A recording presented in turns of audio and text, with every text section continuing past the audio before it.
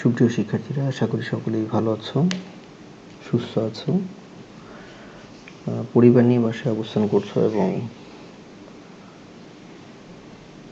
পূর্বের যে পাঠগুলো ছিল এই বিষয়ে তোমার বাসায় অনুশীলন করছো।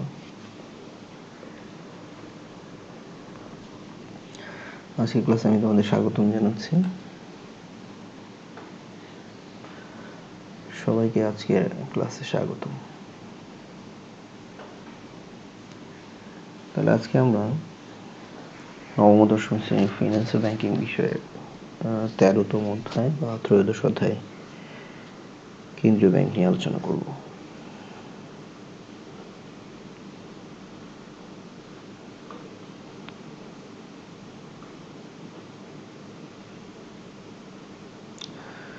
তাহলে এখানে কেন্দ্রীয় ব্যাংকের লোগো রয়েছে। পূর্বের ক্লাসগুলোতে তুমি লক্ষ্য করেছো।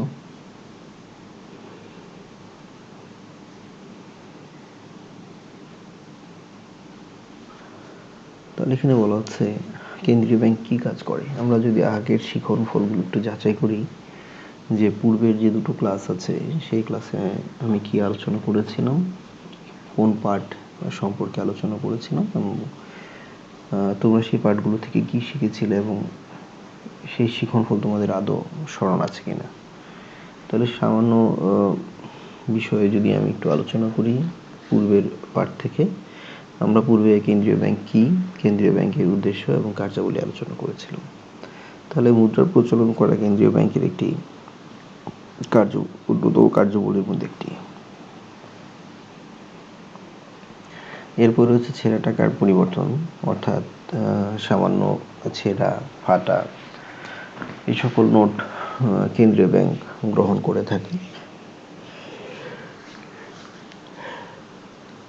বাজারে দীর্ঘ সময় অর্থ হাত পরিবর্তন হতে হতে অর্থের যে চাকচিক্য তা পরিবর্তন হয় এবং অনেক সময় তা পুরনো, নোংরা এবং ছেঁড়া হয়ে যায়। তো এই সকল নোট কেন্দ্রীয় ব্যাংক গ্রহণ করে এবং তারা সেই নোটের পরিবর্তে নতুন নোট প্রদান করে। এরপর হচ্ছে অন্যান্য ব্যাংক নিয়ন্ত্রণ। তোমরা সকলেই জানো আসলে কেন্দ্রীয় ব্যাংক এর আরেক নাম হচ্ছে বাংলাদেশ ব্যাংক। কেন্দ্রীয় ব্যাংক বলা হয়েছে যেটি কেন্দ্র থেকে পরিচালিত হয়। এটিকে সকল ব্যাংকের ব্যাংকারও বলা হয়, অর্থাৎ সকল বাণিজ্যিক এবং বিশেষায়িত ব্যাংকে প্রত্যক্ষ নিয়ন্ত্রণ করে থাকে কেন্দ্রীয় ব্যাংক। পূর্বের ক্লাসে আমি আলোচনা করেছিলাম যে সকল ব্যাংকের ব্যাংকার বা মুরব্বী, বলেছিলাম যে একটি পরিবারের প্রধান যেমন তার পরিবারের সকল সিদ্ধান্ত গ্রহণ করেন, ভালো মন্দ দিকগুলো দেখেন এবং সেই দিকগুলো দেখে তিনি নিয়ন্ত্রণমূলক ব্যবস্থাও গ্রহণ করেন। তেমনি কেন্দ্রীয় ব্যাংকও বাণিজ্যিক ব্যাংক এবং অন্যান্য বিশেষায়িত ব্যাংকের সকল কর্মকাণ্ড কেন্দ্রীয় ব্যাংক দ্বারা মনিটরিং করা হয়। প্রয়োজনে তারা পরামর্শ দিয়ে থাকে। যদি অসামঞ্জস্য বা অপ্রাসঙ্গিক বা অনৈতিক কোনো লেনদেন বা কার্যের সাথে অন্যান্য বাণিজ্যিক বা বিশেষায়িত ব্যাংকগুলো লিপ্ত থাকে, তবে তাদেরকে আইনগতভাবে তার ব্যবস্থা নেওয়া এবং তার নিয়ন্ত্রণের ব্যবস্থা কেন্দ্রীয় ব্যাংক করে থাকে। অর্থাৎ কেন্দ্রীয় ব্যাংক একটি নীতিমালার আলোকে সুষ্ঠুভাবে আর্থিক লেনদেন সম্পাদনের জন্য বাণিজ্যিক ব্যাংক এবং অন্যান্য বিশেষায়িত ব্যাংককে সবসময় উৎসাহিত করে। এই ক্ষেত্রে মুদ্রা বাজারে একটি শৃঙ্খল অবস্থা বা সুশৃঙ্খল অবস্থা বিরাজ করে, যা একটি অর্থনীতির জন্য খুবই গুরুত্বপূর্ণ। এরপর হচ্ছে নতুন ব্যাংক খোলার অনুমতি। বাংলাদেশে এবছর এবং এবছর 2019 সালে অনেক নতুন ব্যাংকের সূচনা হয়েছে।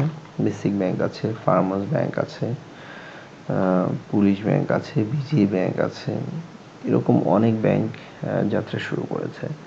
নতুন নতুন স্থানে নতুন নতুন শাখা খোলার মাধ্যমে তারা জনগণের মাঝে ব্যাংকিং সেবা পৌঁছে দিচ্ছে, বিপুল পরিমাণে কর্মসংস্থানের ব্যবস্থা করছে।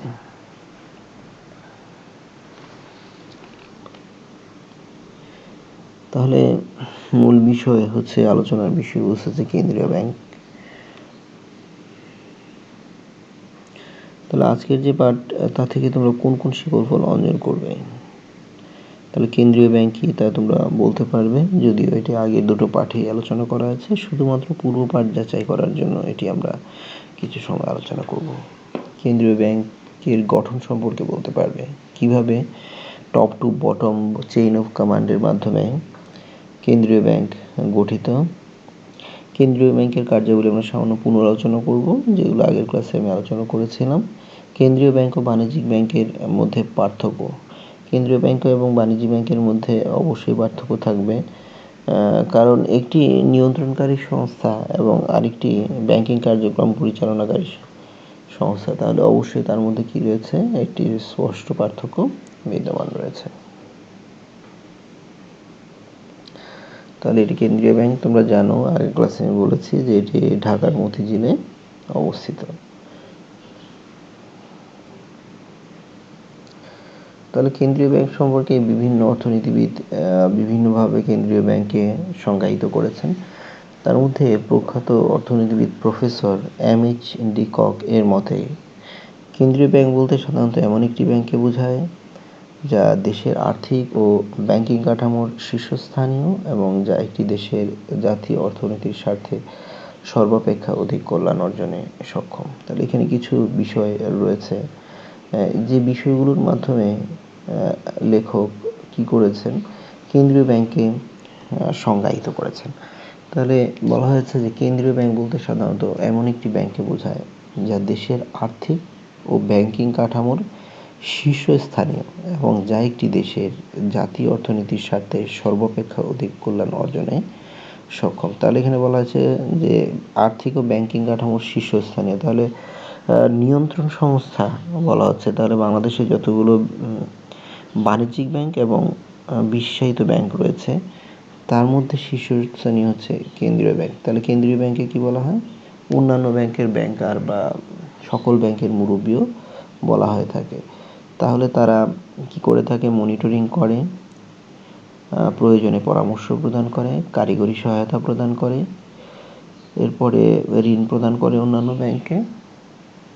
তাহলে এই কার্যাবলীগুলো একটি প্রধান ব্যাংকই করতে পারে। এরপরে বলা হচ্ছে যে যা একটি দেশের অর্থনীতির সাথে সর্বাপেক্ষা অধিক কল্যাণ অর্জনে সক্ষম। তাহলে আমি বলেছিলাম যে সরকারের পক্ষে কাজ করে। কেন্দ্রীয় ব্যাংক কোনো আর্থিক লেনদেনের সাথে জড়িত নয়, তাদের কাজই হচ্ছে অন্যান্য বাণিজ্যিক এবং বিশেষায়িত ব্যাংকগুলোকে সঠিকভাবে ব্যাংকিং কার্যক্রম পরিচালনা করতে সহায়তা করা এবং সঠিক দিক নির্দেশনা পরামর্শ প্রদান করা, সঠিক পরামর্শের মাধ্যমে সঠিক দিক নির্দেশনা প্রদান করা, যাতে একটি দেশের অর্থনীতি গতিশীলভাবে চলতে পারে, ব্যাংকিং কার্যক্রম সুষ্ঠুভাবে চলতে পারে এবং সুষ্ঠুভাবে ব্যাংকিং কার্যক্রম সম্পাদনের মাধ্যমে ব্যাংক তার লক্ষ্য অর্জন করতে পারে। তাহলে এক্ষেত্রে কেন্দ্রীয় ব্যাংক সরাসরি বাংলাদেশ সরকারের ব্যাংক হিসেবে কাজ করে, তার প্রয়োজনে ঋণ গ্রহণ, সরকারকে পরামর্শ প্রদান এবং বিভিন্ন আর্থিক কার্যাবলী সম্পন্ন করে থাকে। এরপরে যদি আমরা কাঠামোর দিকে যাই, যদি আমরা কেন্দ্রীয় ব্যাংকের গঠনের দিকে যাই বা কেন্দ্রীয় ব্যাংকের পরিচালনা পর্ষদের গঠনের দিকে আমরা যাই, তাহলে আমরা দেখতে পাই যে পরিচালনা পর্ষদকে চারটি ভাগে ভাগ করা হয়েছে বা চারটি অংশে ভাগ করা হয়েছে। সেগুলো কি কি?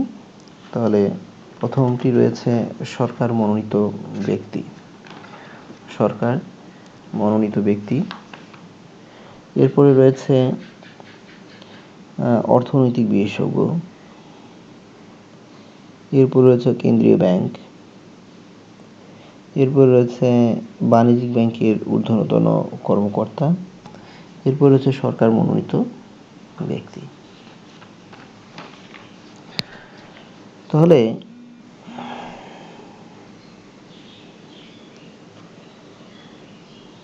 দু একটি ব্যতিক্রম ছাড়া পৃথিবীর সব কেন্দ্রীয় ব্যাংকই সাধারণত সরকারি মালিকানায় থাকে। তাহলে হয়তো দু একটা ব্যতিক্রম রয়েছে, কিন্তু পৃথিবীর বেশিরভাগ ব্যাংকগুলোই সরকারের প্রত্যক্ষ নিয়ন্ত্রণে থাকে। সরকারকে বিভিন্ন আর্থিক কার্যক্রমে তারা সহায়তা করে এবং বিভিন্ন অর্থনৈতিক কর্মকাণ্ড সরকারের পক্ষে পরিচালনা করে। তাহলে বাংলাদেশের কেন্দ্রীয় ব্যাংক বাংলাদেশ ব্যাংক নামে পরিচিত এবং বাংলাদেশ ব্যাংকের ব্যবস্থাপনা প্রধান হিসেবে কে রয়েছেন? একজন গভর্নর রয়েছেন। তবে এই যে এখানে যে ডেকোরাম উল্লেখ করা হয়েছে যে সরকার মনোনীত ব্যক্তি, অর্থনৈতিক বিশেষজ্ঞ, কেন্দ্রীয় ব্যাংক এবং বাণিজ্যিক ব্যাংকের ঊর্ধ্বতন কর্মকর্তা, পরিচালনা পর্ষদ যারা প্রত্যক্ষভাবে ব্যাংকের পরিচালনার সাথে জড়িত এবং সিদ্ধান্ত গ্রহণ করেন, সেক্ষেত্রে এই চারটি ভাগ দেখা যায়। তাহলে গভর্নর প্রধান নির্বাহী হিসাবে কে প্রধান নির্বাহী থাকেন? গভর্নর। তাহলে সহকারী গভর্নর সাহায্য ও সহযোগিতা করে থাকেন। এছাড়া কেন্দ্রীয় ব্যাংকের পরিচালনায় একটি ব্যবস্থাপনা পর্ষদ কাজ করে। সরকার কর্তৃক মনোনীত ব্যক্তি, বাণিজ্যিক ব্যাংকের ঊর্ধ্বতন কর্মকর্তাদের থেকে মনোনীত ব্যক্তি এবং অর্থনীতি বিষয়ে বিশেষজ্ঞ ব্যক্তি সাধারণ এই পর্ষদের সদস্য হয়ে থাকেন, অর্থাৎ যারা সুচারুরূপে ব্যাংকিং কার্যক্রম সম্পাদন করতে পারবেন, নিয়ন্ত্রণ করতে পারবেন, নির্দেশনা দিতে পারবেন এবং সঠিক দিক নির্দেশনার মাধ্যমে অন্যান্য বাণিজ্যিক ব্যাংক এবং বিশেষায়িত ব্যাংকগুলোকে তাদের সঠিক লক্ষ্যে পৌঁছাতে সহায়তা করবেন এবং দেশের ব্যাংকিং খাতে একটি সুস্থ প্রতিযোগিতা সৃষ্টি করবেন এবং সঠিকভাবে আর্থিক লেনদেন এবং ব্যাংকিং কার্যক্রম সম্পাদনের মাধ্যমে জনগণকে তাদের সঠিক সেবা প্রদান করবেন। তাহলে এখানে প্রথমেই রয়েছে কি? Deputy governor. তাহলে তিনি হচ্ছেন প্রধান ব্যবস্থাপক। এরপরে রয়েছে দুটি পদ, নির্বাহ পরিচালক এবং অর্থনৈতিক উপদেষ্টা, অর্থাৎ ডেপুটি গভর্নরের ঠিক নিচেই কে রয়েছে? মহাব্যবস্থাপক এবং সিস্টেম উপদেষ্টা। তাহলে গভর্নর, ডেপুটি গভর্নর, নির্বাহী পরিচালক এবং অর্থনৈতিক উপদেষ্টা। এরপর রয়েছে মহাব্যবস্থাপক বা এমডি এবং সিস্টেম ব্যবস্থাপক, তিনিও এমডি, কিন্তু সিস্টেম এমডি সিস্টেম। এরপর রয়েছে সহকারী সিস্টেম বিশেষজ্ঞ, যিনি সবসময় সিস্টেম ব্যবস্থাপককে সহযোগিতা করে থাকেন এবং সিস্টেম ব্যবস্থাপক মহাব্যবস্থাপককে এবং মহাব্যবস্থাপক নির্বাহী পরিচালককে এবং নির্বাহ পরিচালক এবং অর্থনৈতিক উপদেষ্টা ডেপুটি গভর্নরকে এবং ডেপুটি গভর্নর সবসময় অ্যাপ্রোচ করে থাকেন গভর্নরকে। তাহলে সহকারী সিস্টেম বিশেষজ্ঞ তার কাজকে সহজভাবে সম্পাদন করার জন্য তার অধীনস্থ শাখাগুলোকে চারটি ভাগে ভাগ করেছেন। একটি হচ্ছে যৌথ ব্যবস্থাপক, আরেকটি হচ্ছে সিস্টেম বিশেষজ্ঞ, আরেকটি হচ্ছে প্রধান প্রকৌশলী এবং পরিচালন ব্যবস্থাপক। তাহলে এই যে চারজন রয়েছেন অধীনস্থ, তারা সবসময় রিপোর্টিং করবেন সহকারী সিস্টেম বিশেষজ্ঞকে। যৌথ ব্যবস্থাপক, সিস্টেম বিশেষজ্ঞ, প্রধান প্রকৌশলী এবং পরিচালন ব্যবস্থাপক। এরপর রয়েছে সহকারী পরিচালক, সহকারী ব্যবস্থাপক, প্রোগ্রামার, রক্ষণাবেক্ষণ প্রকৌশলী এবং চিকিৎসক। এখন তোমাদের প্রশ্ন হতে পারে যে চিকিৎসক কেন প্রয়োজন? আসলে এই বিশাল কর্মযজ্ঞের মধ্যে অনেকেই অসুস্থ হয়ে যেতে পারেন, তাৎক্ষণিক তাদেরকে চিকিৎসা সেবা দেওয়ার জন্য একজন চিকিৎসক সেখানে উপস্থিত থাকেন এবং তিনি বুঝবেন যে কী ধরনের মানসিক পরিশ্রম তাদের হচ্ছে এবং কতটুকু হওয়া প্রয়োজন। এরপর রয়েছে অন্যান্য সহযোগী কর্মকর্তা ও কর্মচারী। তাহলে একটি প্রতিষ্ঠান চালাতে গেলে আরও অনেক ধরনের অধস্তন কর্মকর্তা এবং কর্মচারী প্রয়োজন হয়। তাহলে সর্বশেষ অংশে রয়েছে বা ধাপে রয়েছে অন্যান্য সহযোগী কর্মকর্তা এবং কর্মচারীবৃন্দ।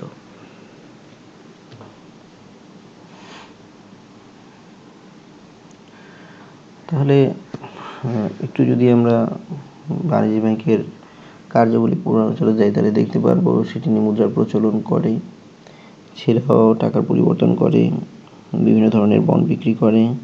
তাহলে বন্ড সম্পর্কে আমি শেয়ার বন্ড ও ডিবেঞ্চার অধ্যায়ে বিশেষ গুরুত্ব সহকারে বিস্তারিত আলোচনা করেছিলাম। তাহলে বন্ড বলেছিলাম যে একটি জামানত যুক্ত ঋণপত্র এবং ডিবেঞ্চার হচ্ছে জামানতবিহীন। এরপর অন্যান্য ব্যাংকের উপদেষ্টা, অবশ্যই উপদেষ্টা বলতে কি অন্যান্য ব্যাংকে তারা সঠিকভাবে পরিচালনার জন্য সুপরামর্শ দিয়ে থাকেন। এরপরে রয়েছে অন্যান্য ব্যাংকের ব্যাংকার, অর্থাৎ অন্যান্য সকল ব্যাংকে কার্যাবলী তারা নিয়ন্ত্রণ করে থাকেন, নির্দেশনা দিয়ে থাকেন। নতুন ব্যাংক খোলার অনুমতি এটা কেন্দ্রীয় ব্যাংক দিয়ে থাকে। এরপর রয়েছে সরকারকে পরামর্শ দেওয়া, কাম্য ঋণ স্তর, সরকারের ব্যাংক নিকাশঘর হিসেবে কাজ করা, অর্থাৎ সরকারের প্রতিনিধি হিসেবে বিভিন্ন ধরনের কার্য সম্পাদন করা। তাহলে আমরা যদি এক নজরে দেখি যে কেন্দ্রীয় ব্যাংকের উদ্দেশ্য কার্যাবলীগুলো কি কি রয়েছে, তাহলে নোট ও মুদ্রা প্রচলন, ঋণ নিয়ন্ত্রণ, সরকারের প্রতিনিধি, নিকাশঘর, মুদ্রা বাজারের অভিভাবক, তারপরে রয়েছে ঋণের শেষ আশ্রয়স্থল, মুদ্রা বাজার নিয়ন্ত্রণ,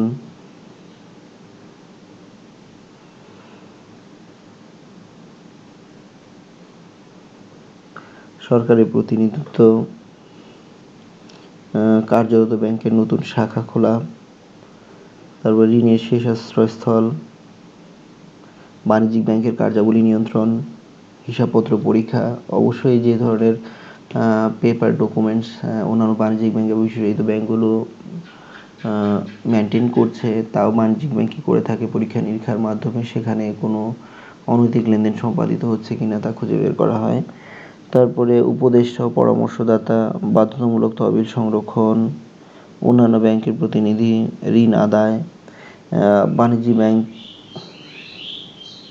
বৈদেশিক বাণিজ্য উন্নয়ন, তারপরে কৃষি উন্নয়ন, শিল্প উন্নয়ন, সমবায় ব্যাংকের উন্নয়ন, গবেষণা কার্যক্রম, ঋণের ব্যবহার নিশ্চিতকরণ। তাহলে এগুলো হচ্ছে কেন্দ্রীয় ব্যাংকের উদ্দেশ্য এবং কার্যাবলী।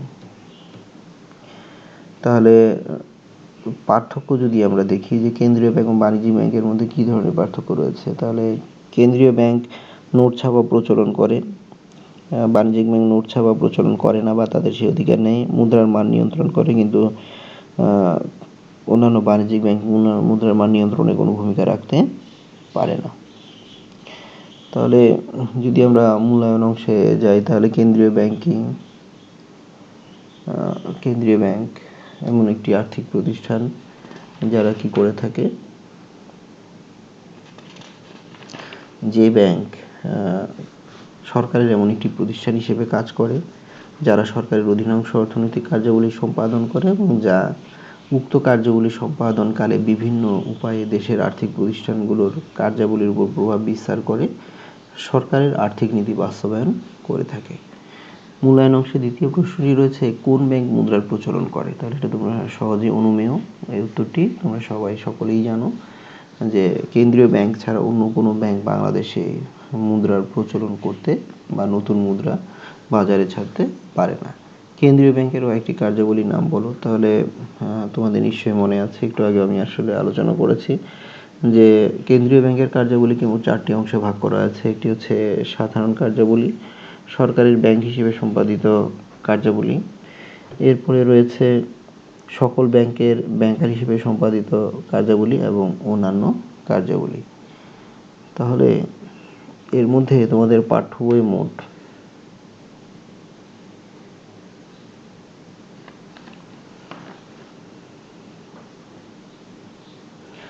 36টি কার্যাবলীর কথা উল্লেখ রয়েছে। যে কেন্দ্রীয় ব্যাংকের কয়েকটি কার্যাবলীর নাম বলো। তার মধ্যে নোট ও মুদ্রা প্রচলন, ঋণ নিয়ন্ত্রণ, পরামর্শদাতা, সহায়তা, সহজ বিনিময় মাধ্যম সৃষ্টি, ঋণ নিয়ন্ত্রণ, মুদ্রার ক্রয় ক্ষমতা নিয়ন্ত্রণ ইত্যাদি আরো অনেকই রয়েছে, বৈশিষ্ট্য রয়েছে। তোমাদের পাঠ্য বইয়ে মোট 36টি বৈশিষ্ট্য রয়েছে কেন্দ্রীয় ব্যাংকের।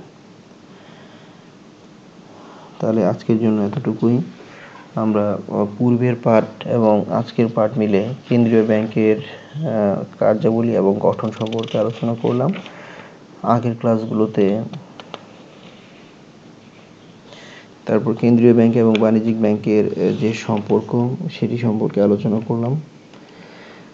আগের ক্লাসে আমি কেন্দ্রীয় ব্যাংকের উদ্দেশ্য এবং কার্যাবলী নিয়ে আলোচনা করেছিলাম। এটি ছিল এই অধ্যায়ের শেষ টপিকস। তো আশা করি তোমরা বুঝতে পেরেছো। তো তোমরা সকলে এটি বাসায় অনুসরণ করবে। তো পরবর্তী ক্লাসে আমি ফিনান্স অংশ নিয়ে আলোচনা করব, যেহেতু আমাদের ব্যাংকিং অংশের শেষ অধ্যায় আমরা আজ শেষ করেছি। তাহলে পরবর্তীতে নতুন এবং গুরুত্বপূর্ণ যে অধ্যায়, সেই অধ্যায় নিয়ে শুরু করব। ততদিন তোমরা ভালো থাকবে, সুস্থ থাকবে, নিরাপদ থাকবে এবং ক্লাস কার্যক্রম চালিয়ে যাবে, বাসায় পড়ালেখা করবে। তো সকলকে ধন্যবাদ জানাচ্ছি, সকলেই ভালো থাকবে।